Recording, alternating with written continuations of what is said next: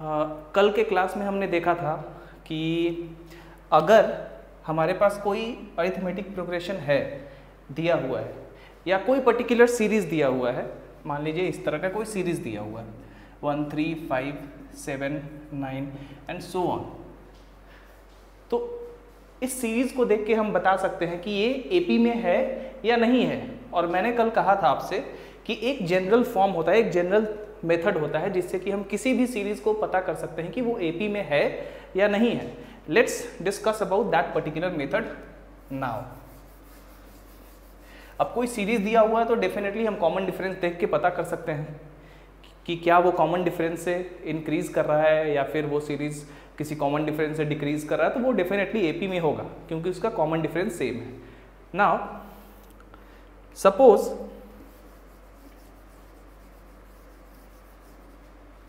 कि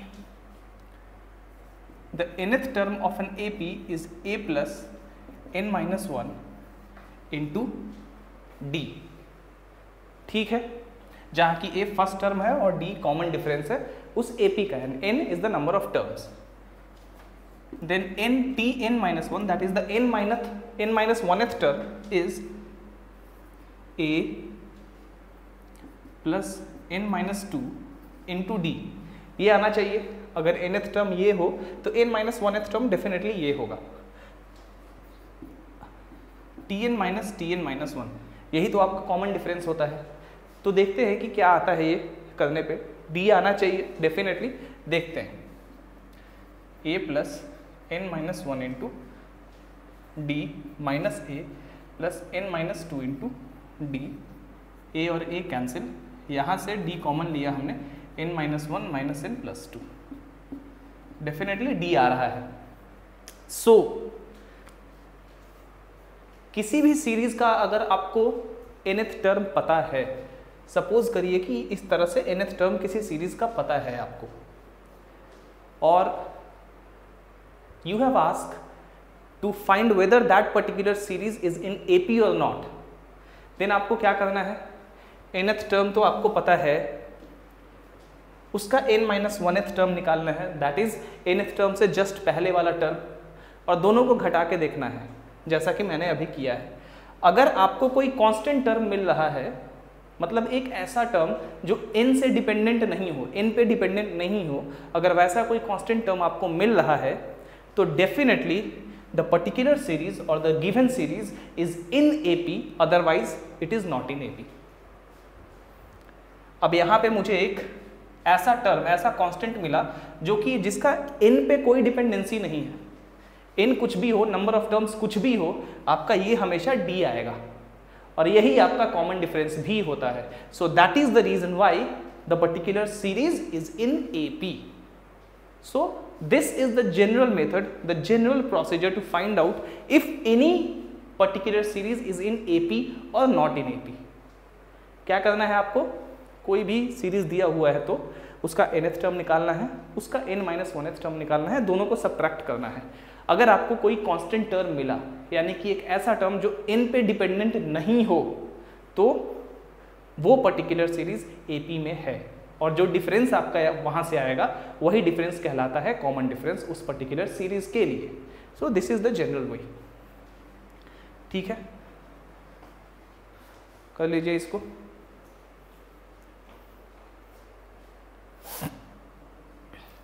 अगर आपसे पूछा जाए कि मान लीजिए कोई सीरीज है जिसका nth टर्म दिया हुआ है 5n प्लस 4, और आपसे पूछा जा रहा है कि फाइंड आउट करिए, पता करिए कि जिस सीरीज का ये nth टर्म है क्या वो सीरीज एपी में है या नहीं है।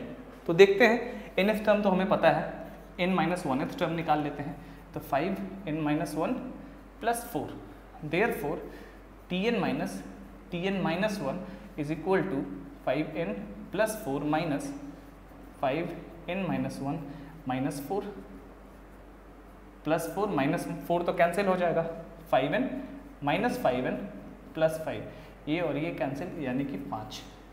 आपको एक कांस्टेंट टर्म मिला जो कि n पे डिपेंडेंट नहीं है। सो ये जिस सीरीज का भी nth टर्म है वो सीरीज आपका एपी में है, ठीक है। और हाँ, अगर आप एकदम बिगिनर वाला मेथड अप्लाई करना चाहते हैं तो आप ऐसे भी करके देख सकते हैं। इसका 2-3 टर्म निकाल के देखिए, जैसा कि पिछली बार मैंने बताया था। T1 यानी कि first term 9, second term 14, third term 19। अब देख लीजिए 14 minus 9 is equal to 5, 19 minus 14 is equal to 5। ऐसे ही 5 आएगा, कॉमन डिफरेंस हमेशा 5 आएगा। तो ये सीरीज जिसका ये nth टर्म है वो AP में है, डेफिनेटली है, but this is the general way of finding out. अब कितना डिफरेंस निकालते रहेंगे हम, हो सकता है कहीं आगे जाके गड़बड़ हो जाए, इसलिए ये वाला जो मेथड है वो ट्राइड एंड टेस्टेड है, ये जनरल वे है, ये गलत नहीं हो सकता है। अगर ये सिचुएशन है तो वो पर्टिकुलर सीरीज AP में होगा, अदरवाइज नहीं होगा। चलिए आगे बढ़ते हैं।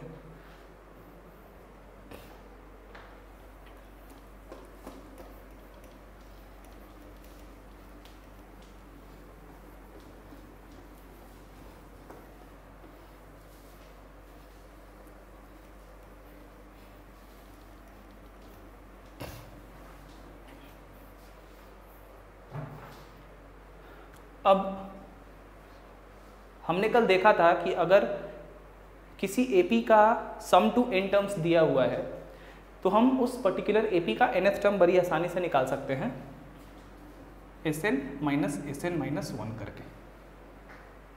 ये जो डिफरेंस होता है ये हमें nth टर्म देता है। इसको थोड़ा जस्टिफाई करके देखते हैं। डेफिनेटली इसका प्रूफ हम अभी नहीं करेंगे, but we are going to justify it, we are going to see if it happens all the time. इसका प्रूफ हम लोग समेशन ऑफ सीरीज में देखेंगे, यहाँ पे नहीं, but how we are able to justify it because we have already learn that much. चलिए मान लेते हैं कि कोई AP है जिसका फर्स्ट टर्म A है और कॉमन डिफरेंस D है। डेफिनेटली वो AP होगा A plus D, A plus 2D, A plus 3D and so. उस तरह के AP का जो सम टू n टर्म्स होगा वो होगा 2A plus n minus 1 into D। इसका sum to n minus 1th term क्या होगा? 2A plus n minus 2 into D। Therefore Sn minus Sn minus 1 देखते हैं, n by 2 into 2A plus n minus 1 into D minus n minus 1 by 2 into 2A plus n minus 2 into D।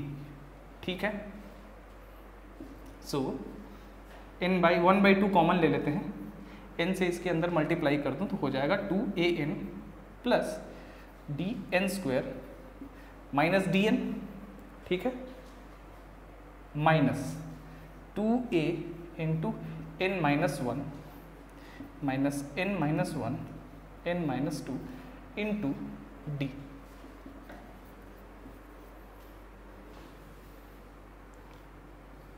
ठीक है, 2an plus dn square minus dn minus 2an plus 2a minus n square minus 2n minus n plus 2 into d 1 by 2। ये 2an और 2an यहाँ से काट देते हैं हम लोग, तो हमारे पास बच जाएगा 2a plus dn square minus dn minus dn square plus 3dn। इसको और इसको जोड़ेंगे तो माइनस 3dn आएगा, मल्टीप्लाई कर देंगे तो, और बाहर वाले माइनस से मल्टीप्लाई करेंगे तो प्लस 3dn माइनस 2d। यहाँ से ये dn स्क्वायर प्लस और ये माइनस दोनों कैंसिल। अब यहाँ देखिए 2a, 3dn में से एक dn चला गया, कितना बचा? Plus 2dn minus 2d। कोई दिक्कत नहीं है, 1 बाई 2 इंटू, अब एक चीज़ और देखिए, यहीं पे कर देते हैं उस चीज़ को, इस 2 को कॉमन ले लेते हैं और इस 2 से काट देते हैं। कोई दिक्कत है? ख़त्म। ये बच गया आपका a प्लस, यहाँ से d कॉमन लेंगे तो n माइनस 1 इंटू डी। ये क्या है, ये तो nth टर्म होता है ना उस सीरीज का, उस एपी का जिसका फर्स्ट टर्म ए हो और कॉमन डिफरेंस डी हो, यानी कि उस सीरीज का जिसका, उस एपी का जिसका सम टू n टर्म्स ये वाला था। तो ये क्या है आपका the nth term. So that's it, this is the justification. So यहाँ से हम लोग देख सकते हैं कि जो किसी भी एपी का nth टर्म होता है वो उस एपी का सम टू n टर्म्स और सम टू n-1th टर्म का डिफरेंस होता है। मतलब किसी भी टर्म्स तक का सम और जस्ट उससे पहले वाले टर्म तक का सम का डिफरेंस होता है nth टर्म किसी एपी का। सो this is the required justification for that. चलिए ये भी हमने जस्टिफाई कर लिया, कर लीजिए इसको।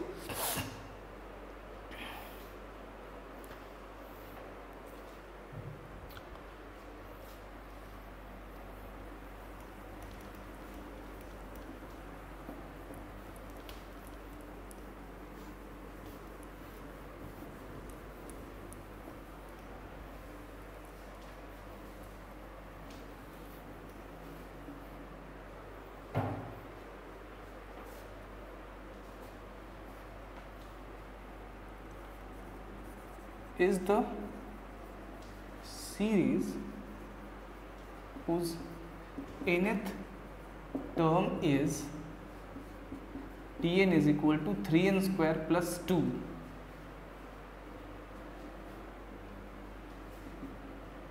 AP।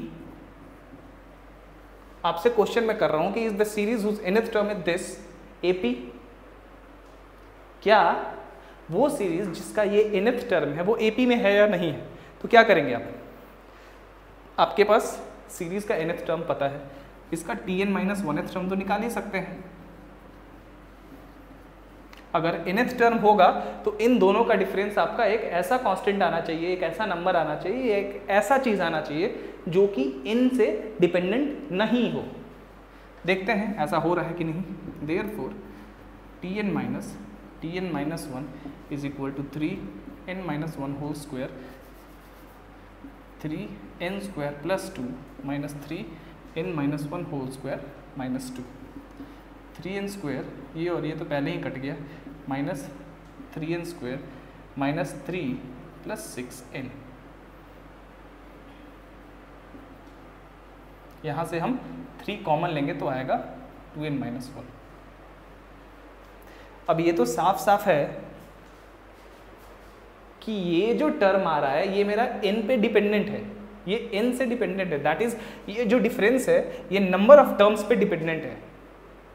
हो सकता है कि उस सीरीज में शुरू के 4-5 टर्म तक कॉमन डिफरेंस सेम आए बट आगे जाके वो चेंज कर जाए, because this difference shows that the common difference will not be the same throughout that given series, that is throughout this series।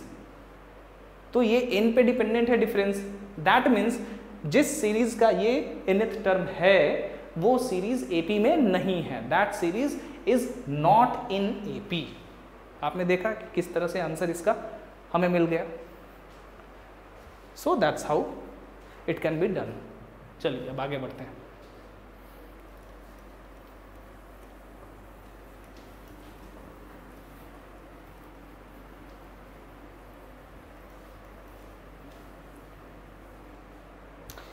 Now we are going to study one of the most important concepts in all of arithmetic progression, and that is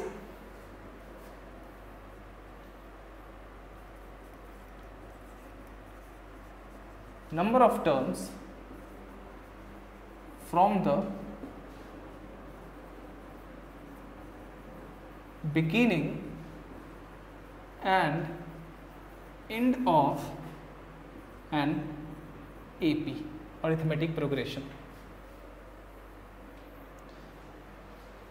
ठीक है, किसी AP का number of terms from the beginning and and. अब ये beginning of and क्या होता है?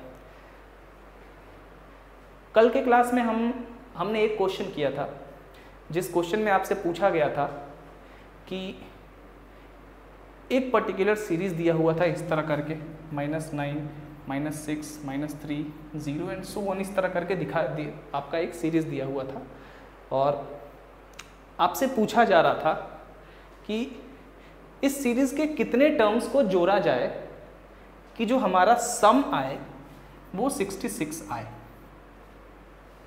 It was the problem, it was the question. तो इस सीरीज के कितने टर्म्स को जोड़ा जाए कि आपका जो सम हो वो कितना है 66। और हमने इसको सॉल्व किया था, एक क्वाड्रेटिक इक्वेशन हमें मिला था जिसके बारे में हमने सब कुछ कल जस्टिफाई कर लिया था कल के क्लास में। तो हमें जो नंबर ऑफ टर्म्स मिला वो n = 11 मिला था और -4 भी मिला था। तो मैंने आपसे कहा था कि -4 भी हमारा राइट आंसर है और 11 भी हमारा राइट आंसर है, दोनों राइट आंसर है। -4 का मतलब है कि इस तरह से हम 11 बार, मान लीजिए कि यहाँ पे आपका 11th या यहाँ कोई a है जो कि 11वां टर्म है, ठीक है। तो -4 का मतलब है कि इस टर्म को पहला टर्म मान के इधर जब हम 4 तक बढ़ेंगे, 1 2 3 4 यहाँ तक बढ़ेंगे, तो इनका सम भी, इन चारों टर्म का सम भी कितना होगा 66 होगा। -4 का यही मतलब होता है। और term, any term from the and का मतलब है कि जब हम किसी एपी के एंड वाले टर्म से चलना शुरू करते हैं, और any term from the beginning का मतलब है कि जब हम शुरू वाले टर्म से, यानी कि पहले टर्म से फॉरवर्ड की ओर जा रहे हैं। सो बिगिनिंग का मतलब कि किसी सीरीज में, किसी एपी में, यहाँ पे एपी की बात हो रही है, तो कोई आपका अर्थमेटिक प्रोग्रेशन में सीरीज दिया हुआ है, तो उस सीरीज में पहले वाले टर्म से फॉरवर्ड की तरफ जाना, यानी कि राइट की तरफ जाना, और फ्रॉम द एंड का मतलब है बैकवर्ड, सबसे लास्ट वाले टर्म से बैकवर्ड की तरफ आना। तो ये प्रॉब्लम हमने देखा था, इसको जस्टिफाई भी किया था, और हमने ये भी वहाँ पे प्रूफ किया था, जस्टिफाई किया था कि अगर n फ्रैक्शनल में आए तभी वो सॉल्यूशन में शामिल नहीं होगा, अदरवाइज इंटीजर्स में नेगेटिव हो पॉजिटिव हो दोनों शामिल हो जाएगा। चलिए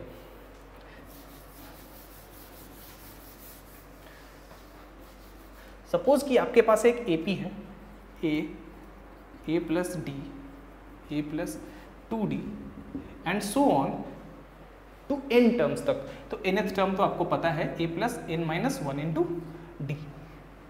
this is your nth term. Total number of terms कितने हैं? n terms. डेफिनेटली अगर total number of terms n है तो ये आपका nth टर्म है, जो कि आपका लास्ट टर्म भी है। सो ये आपका क्या है?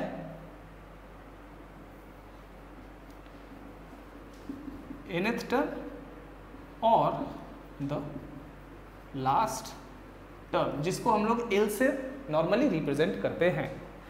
अब चलिए, अब सबसे पहले इसका जो nth टर्म होता है वो हम यहां से देख रहे हैं कि Tn is equal to a plus n minus 1 into d होता है। बट ये nth टर्म क्या है? ये nth टर्म तब आ रहा है जब हम इस AP के पहले वाले टर्म से फॉरवर्ड की तरफ आगे जा रहे हैं, यानी कि फर्स्ट टर्म ये है, सेकंड टर्म ये है, थर्ड टर्म ये है, तो ये nth टर्म आपको मिल रहा है। But what if we write the same series as a plus n minus 1 into d, यहाँ से शुरू करके a plus n minus 2 into d and so on to a plus 2d, a plus d और a। ठीक है, तो जब यहां से चलना शुरू करेंगे, ऑब्वियसली ये L है, ये L माइनस डी होता है, उसी तरह इसके बाद L माइनस 2d होता है, so on to a plus d, a ऐसे करके यहां तक है। इसके बारे में हमने कल देख लिया था। अगर हम यहां से चलना शुरू करते हैं, यानी कि फ्रॉम द एंड से चलना शुरू करते हैं, तो उस केस में हमारा पहला टर्म तो ये हो जाएगा, this is our first term, first term, this is our first term and the last term in this case should be a, क्योंकि a अंत में है, nth टर्म हो जाएगा इन दिस केस। सो इस केस में nth टर्म हमारा क्या होगा? a। चलिए, तो nth term from the end is equal to, मान लीजिए इसको टी nth टर्म ne से दर्शाते हैं इसको, nth term from the and, ये क्या हो जाएगा हमारा a plus n minus one into d, a यानी कि फर्स्ट टर्म, तो फर्स्ट टर्म यहाँ पे क्या है, ये है, तो a plus n minus one into D plus nth term तक जा रहे हैं हम तो n minus one into D. अब ये nth term from the and है और हमें पता है कि जब यहाँ से चलेंगे तो हमारा nth टर्म a होगा, तो ये चीज़ तो a आना चाहिए, जो कि साफ साफ हमारा आ रहा है। क्यों आ रहा है, क्यों देखिए आ रहा है, इधर से हमने चलना शुरू किया है और आपको पिछले वाले जब अभी जस्ट जो प्रॉब्लम का हमने डिस्कशन किया था, तो जब हमने -4 को आंसर लिया था और हम एंड से 4 टर्म तक चल रहे थे, तो उस केस में हमारा कॉमन डिफरेंस नेगेटिव हो गया था। तो यहाँ भी जब यहाँ से चलेंगे तो कॉमन डिफरेंस तो हमारा नेगेटिव डी हो जाएगा ना। देखिए a में से इसको घटाएंगे, a minus D, common difference minus D हो जाएगा। सो यहाँ पे माइनस डी होगा because common difference is in this case is minus D, क्योंकि हम लोग अब एंड से चल रहे हैं। तो ये हो जाएगा a plus n minus one into D और ये minus n minus one into D, ये और ये कट जाएगा और बचा कितना a, जो कि हमने पहले ही देख लिया था कि nth term from the end a आएगा, यानी कि लास्ट टर्म जो होगा जब हम एंड से चलना शुरू करेंगे तो a आएगा, जो कि आ रहा है यहाँ पे। So it justifies the thing. अब चलिए देखिए एक हमें बहुत ही इंपॉर्टेंट प्रॉपर्टी कैसे मिलता है इसी कॉन्सेप्ट से, जिससे कि बहुत सारे प्रॉब्लम्स पूछे जाते हैं जेई वगैरह में। चलिए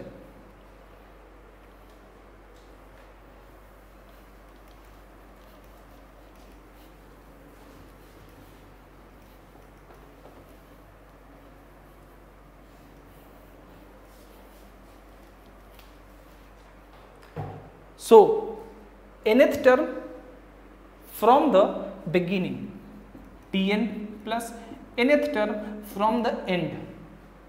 nth term from the beginning क्या था हमारा, a plus n minus one into D.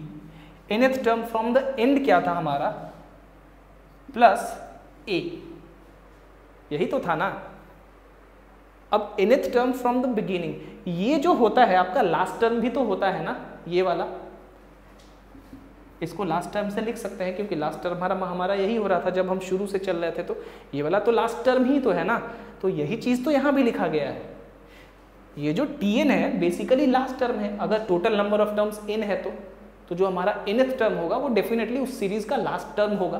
तो ये तो nth टर्म है, इसको हम लोग l भी तो लिख सकते हैं और ये है भी l, यहाँ पे हमने देखा है, और इसको a लिख देते हैं।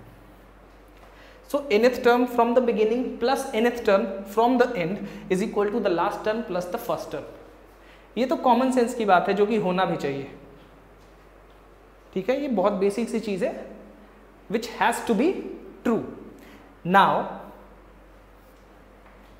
अब n minus 1th term from the beginning plus n minus 1th term from the end, इस AP में n minus oneth term from the beginning जब इधर से चल रहे थे तो क्या हो रहा था, l माइनस डी होगा, यहाँ l माइनस डी ही तो होगा ना। देखिए क्यों होगा मैं बता रहा हूँ आपको, अभी मैंने लिखा भी था उस फॉर्म में, एक बार और समझ लीजिए। tn minus one is equal to होगा a plus n minus two into d, a plus इसको n minus one into d लिख सकते हैं, a plus n minus one into d minus d, ये तो l होता है और ये माइनस डी, इसीलिए l माइनस डी मैंने लिख दिया इसको। So nth term n minus oneth term from the beginning is l minus d, और इस a को ऐसे ही, इस a को ऐसे ही कैसे, इससे तो काम ही नहीं है, हमारा ये निकालना है ना। ये तो हो गया n minus oneth term from the beginning. Now what about n minus oneth term from the and, definitely and से जब चल रहे थे तो nth टर्म ये आ रहा था, तो n minus 1th term just इससे पहले वाला टर्म ये आएगा। ऑब्वियस सी बात है, आप देख भी सकते हैं, आपको अगर नहीं समझ में आ रहा तो मैं करके दिखा देता हूँ। t n minus 1th term from the and, पहला टर्म क्या हो जाएगा, first term plus n minus 1 into D formula होता है, यहाँ पे n माइनस 1, n के जगह n माइनस 1 है, तो फर्स्ट टर्म हो जाएगा a plus n minus 1 into D plus n minus 2, क्योंकि यहाँ n के जगह n माइनस 1 है और d के जगह माइनस डी, a यहाँ पे हो जाएगा प्लस d कॉमन ले लेते हैं तो n minus 1 minus n plus 2, ये और ये cancel, a plus d। So n minus 1th term from the end a plus D आ रहा है, जैसा कि मैंने कहा a प्लस डी आना चाहिए। सो इसके जगह हम क्या लिख सकते हैं, a प्लस डी, d और d कट गया, आया कितना, l प्लस a। इससे और इससे आप देखेंगे, कंपेयर करेंगे तो सेम चीज ही आ रहा है, right. nth term from the and plus nth term from the beginning, जब जोड़ेंगे तो हमें मिल रहा है last term plus first term. n minus 1th term from the beginning plus n minus 1th term from the and, उस case में भी हमें क्या मिल रहा है, last term plus the first term. तो हम देखेंगे कि इसी तरह से आगे जाएंगे तो अगर शुरू से तीसरे टर्म और अंत से तीसरे टर्म को जोड़ा जाएगा, यानी कि third term from the beginning plus third term from the and, ये भी आपका l प्लस a ही आएगा। तो ऐसा, इससे हम एक प्रोपोजिशन निकालेंगे जो हमें कहता है कि the sum of the terms equidistant from the beginning and end is always the same in an AP, and that is the last term plus the first term. किसी भी AP में सम ऑफ द टर्म्स जो कि शुरू से और अंत से इक्विडिस्टेंट पे हो, उन दोनों को जोड़ा जाए तो हमेशा last term plus first term के बराबर आता है, and this is the proposition that I am talking about. इसको मैं यहां वर्बली लिख रहा हूं। Therefore, the sum of the terms, इस तरह नहीं, इसको ऐसा लिखिए, therefore in an arithmetic progression the sum of the terms equidistant from the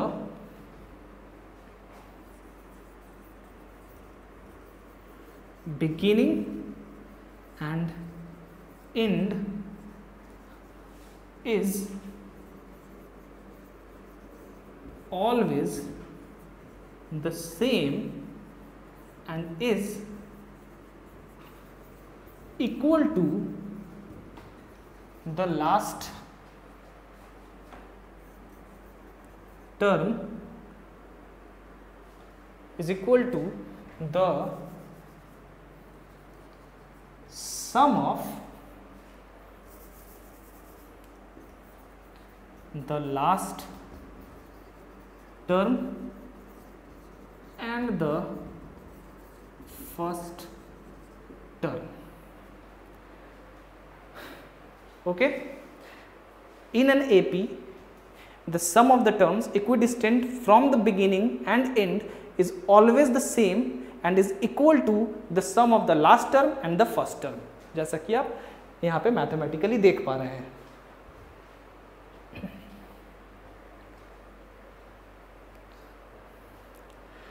Now as far as the theoretical portion of arithmetical progression is concerned, we have finished.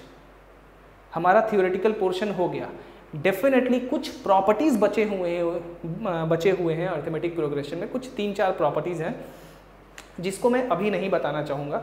वो इसलिए क्योंकि जब हम जियोमेट्रिकल प्रोग्रेशन पढ़ लेंगे इसके बाद और हार्मोनिकल प्रोग्रेशन उसके बाद जब पढ़ रहे होंगे, that will be the perfect time to introduce all those properties of arithmetical progression that I am not telling you right now, as well as the geometrical progressions properties that we are going to study in a couple of days.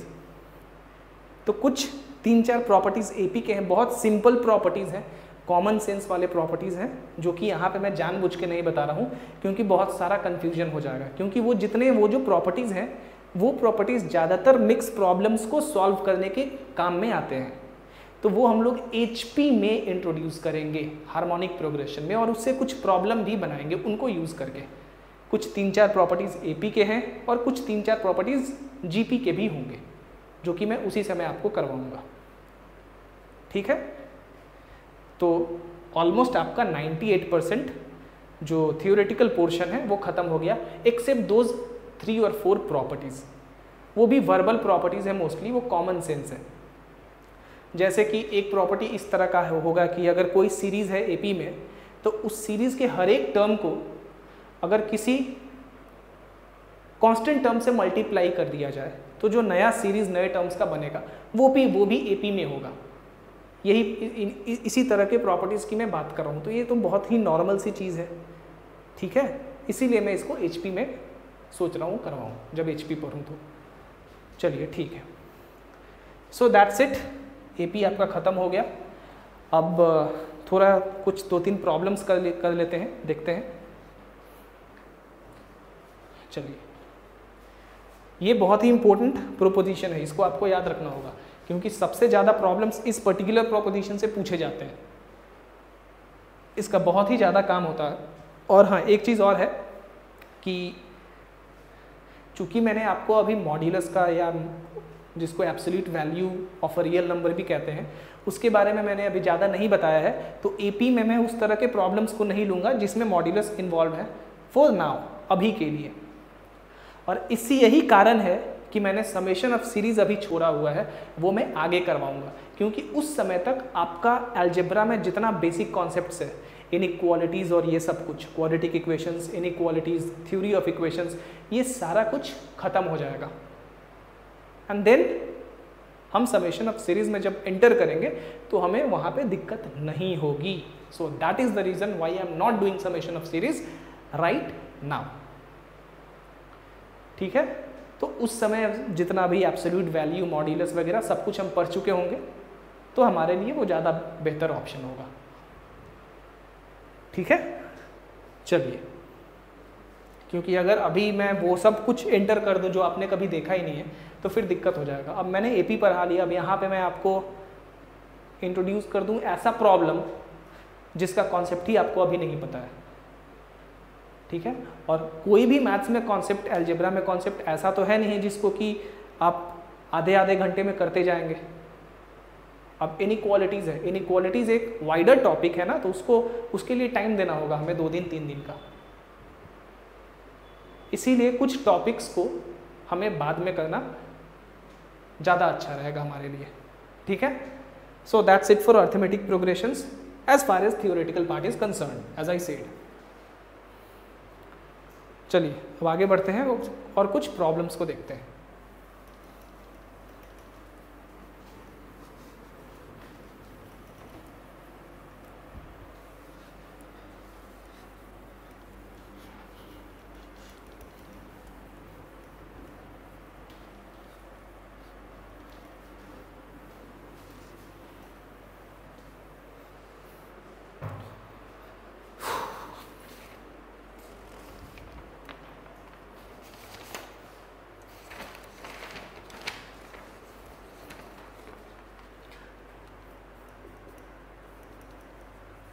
Find the first negative term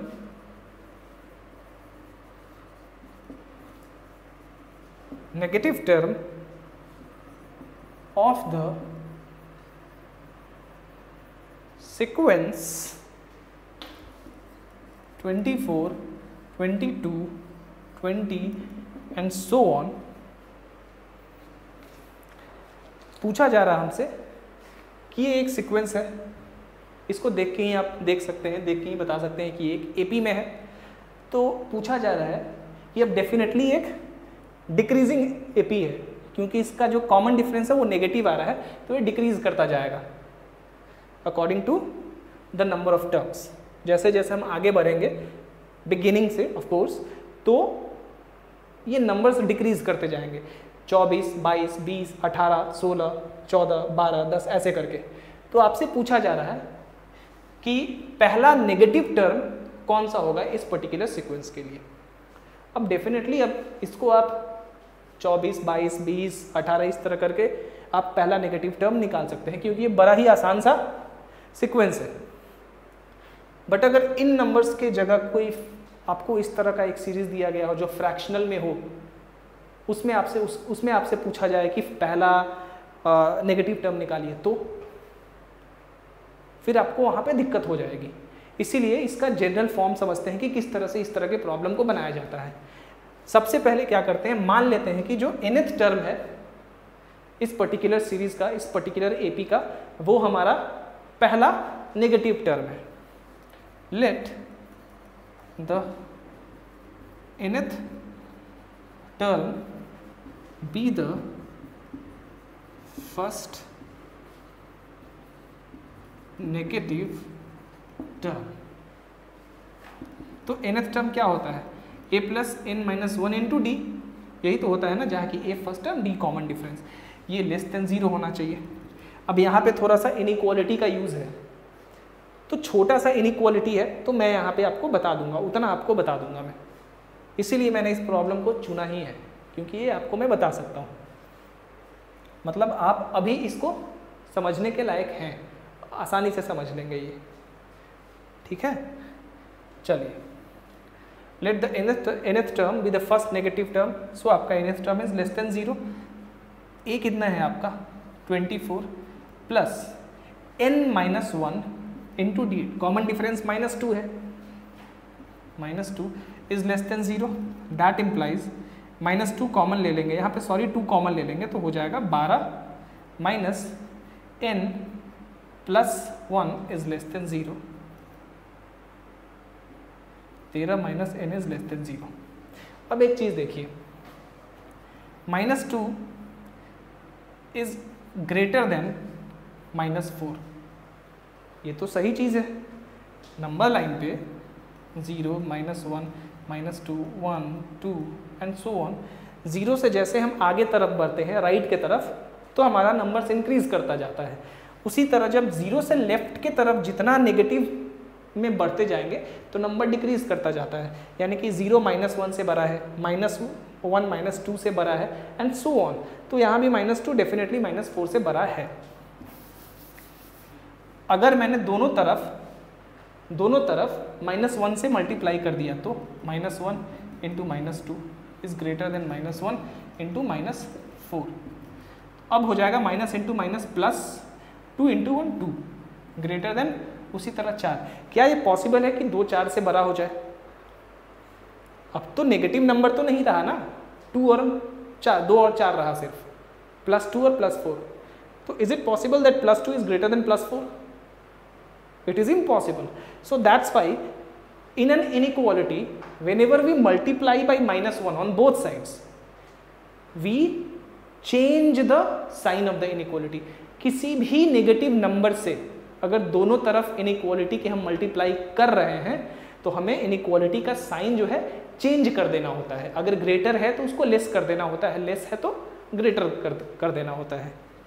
तो यहाँ पे हम -1 common ले रहे हैं, एक तरह से -1 से मल्टीप्लाई कर देते हैं हम, तो ये हो जाएगा n-13, इनइक्वालिटी का sign change, so n is greater than 13। ठीक है, 13 को इधर ले गए, n ग्रेटर देन 13। सो आपका पहला जो नेगेटिव टर्म होगा इस सीक्वेंस के लिए वो 13वें टर्म से ज़्यादा होगा। चूंकि n इंटीजर है तो 13वें टर्म के बाद 14वां टर्म है, 14th term, so your required first negative term is 14th term. This is the answer 14। अब मान लीजिए कि ये कोई फ्रैक्शन में दिया होता, ये सब कुछ फ्रैक्शन में होता और n आपका इस तरह का आ रहा होता कि ग्रेटर देन 13.5। इसमें क्या करते हैं आप, यहाँ भी आपको 14वां टर्म लेना है क्योंकि ये इंटीजर है, याद रखिए 13.5 से बड़ा यानी कि 14th। So remember this. ठीक है, चलिए एक और प्रॉब्लम बनाते हैं।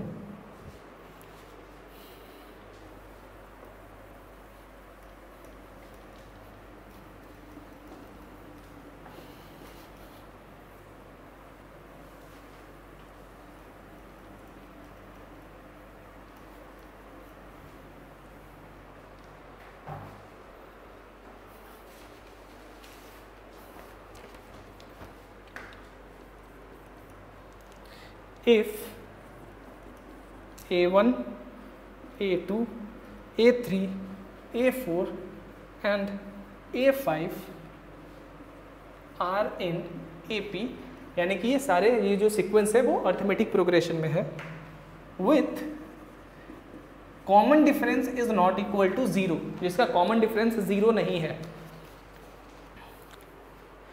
Find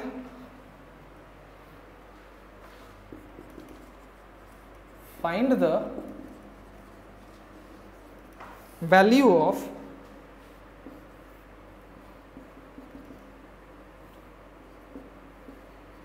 AI when A3 is equal to 2।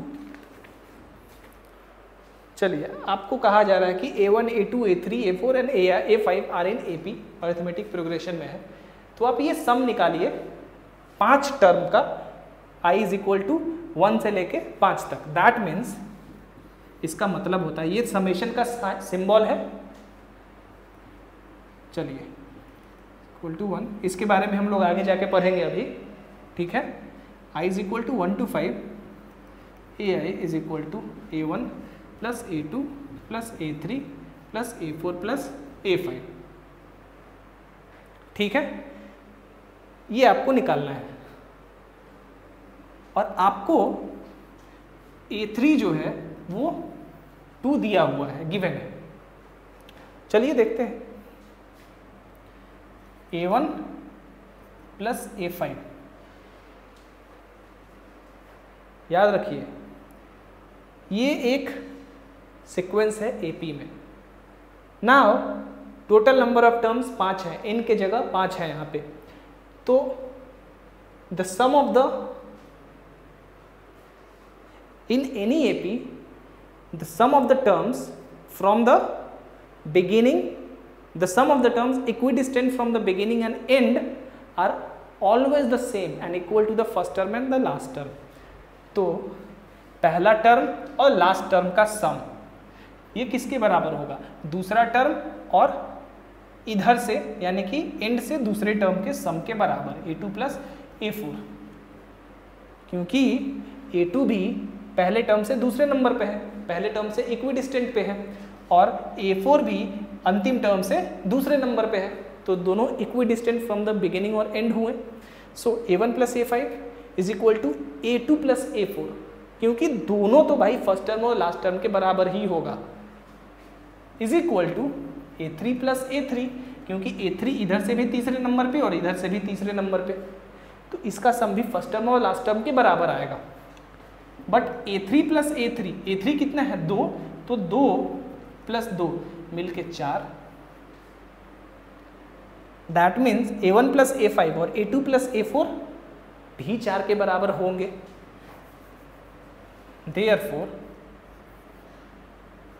I is equal to 1 to 5, AI is equal to, यहाँ से A1 प्लस A5 को एक जगह सजा के लिख लेते हैं, प्लस A2 प्लस A4 को भी एक जगह सजा के लिख लेते हैं, और प्लस A3 को यहाँ लिख देते हैं। A1 प्लस A2 किसके बराबर है, 4 के। उसी तरह A2 प्लस A4 किसके बराबर है? 4 के। और A3 किसके बराबर है? 2 के। 10 इज योर आंसर। ठीक है, 10 इसका आंसर होगा।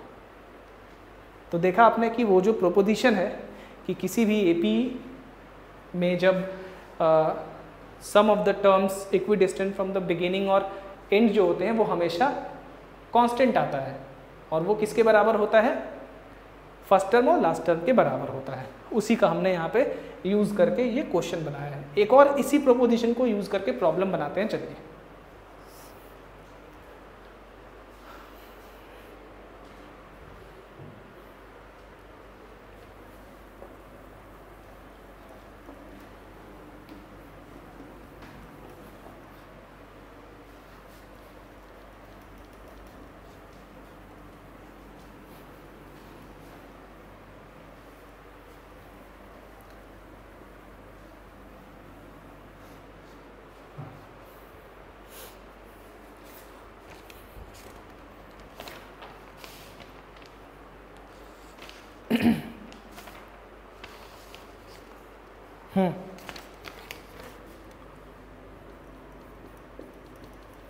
Find the sum of the first 24 terms of an AP T1, T2, T3 and so on if T1 plus T5 plus T10 plus T15 plus T20 plus T24 is equal to 225। ये sequence AP में दिया हुआ है और ये given है आपको कि ये जो सम है ये 225 दिया हुआ है। आपसे पूछा जा रहा है कि इस सीक्वेंस के 24 टर्म्स तक का सम आप बताइए। Find the sum of the first 24 terms of this particular arithmetic progression. चलिए देखते हैं। सबसे पहले तो ये आपको पता रहना चाहिए कि in any AP the sum of the terms equidistant from the beginning and end is always the same and is equal to the last term and the first term. Okay, that means T1 plus T24 किसके बराबर होगा? T15 और T20 के plus T20, क्योंकि T5 यानी कि देखिए T1, T2, T3, T4, T5 1 2 3 4 5 इधर से 5वें नंबर पे T24, T23, T22, T21 और T20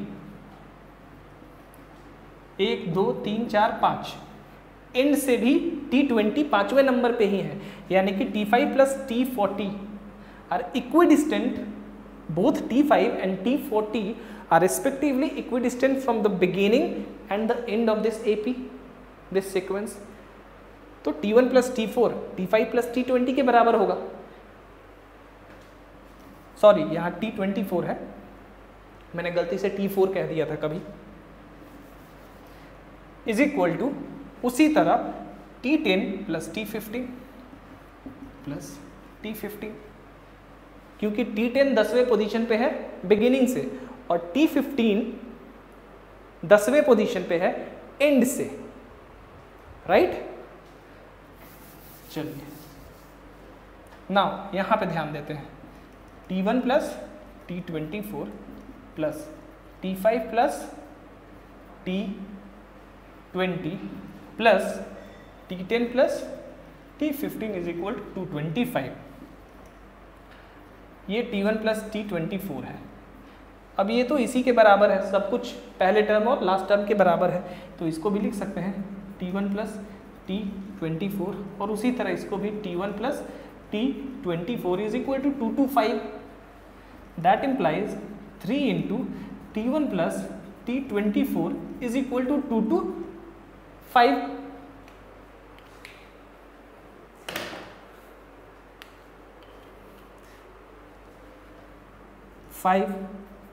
That implies T1 plus T24 is equal to 75. कोई दिक्कत नहीं है, T1 plus T24 75 आएगा. अब ध्यान दीजिए T1 पहला टर्म है और T24 लास्ट टर्म है, द 24th टर्म. हमें तो 24th टर्म तक का ही सम चाहिए ना, तो 24th टर्म हमारे लिए तो लास्ट टर्म होगा, because we are only concerned till the 24th term. Whatever after that, it doesn't matter for us. Now हमें निकालना है सम. AP में है, AP के सम का फॉर्मूला क्या होता है?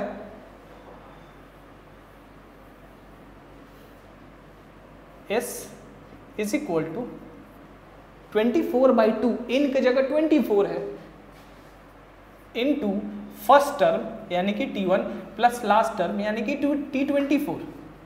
24/2 T1 प्लस T24 आपका कितना हुआ? 75. 12, 60, 90, 900 is the required sum. That's it. ठीक है, तो जैसा कि आपने देखा ये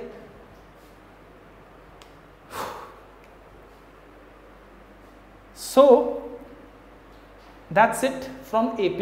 अर्थमेटिक प्रोग्रेशन आपका खत्म. और जैसा कि कहा कुछ 2-3 प्रॉपर्टी है बेसिक सा, वो हम HP में देख लेंगे. नेक्स्ट क्लास में हम लोग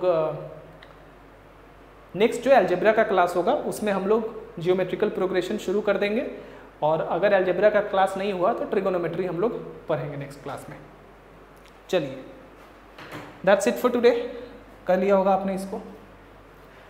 thank you. See you in the next class.